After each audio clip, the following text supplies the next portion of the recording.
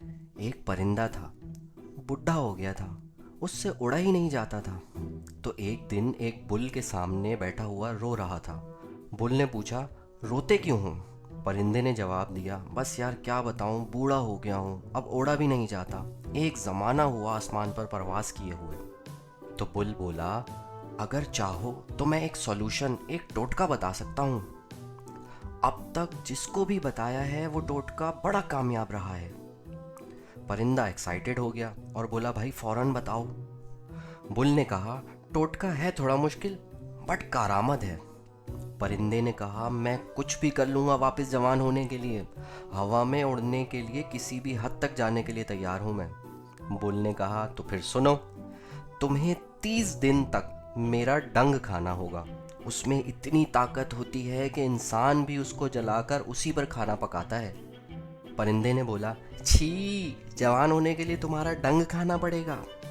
Bull ने कहा, देखो मियाँ, हमारा काम था टोटका बताना, तो बता दिया, अब आगे तुम्हारी मर्जी। परिंदा सोचने लगा और अपने अंदर कहने लगा, बूढ़ा तो हो ही गया हूँ, मरने भी वाला हूँ, चलो ये भी ट्राई करके देख लेते हैं। परिंदे ने डंग खाना शुरू किया। कुछ ही दिन हुए थे कि उस परिंदे में ताकत नजर आने लगी।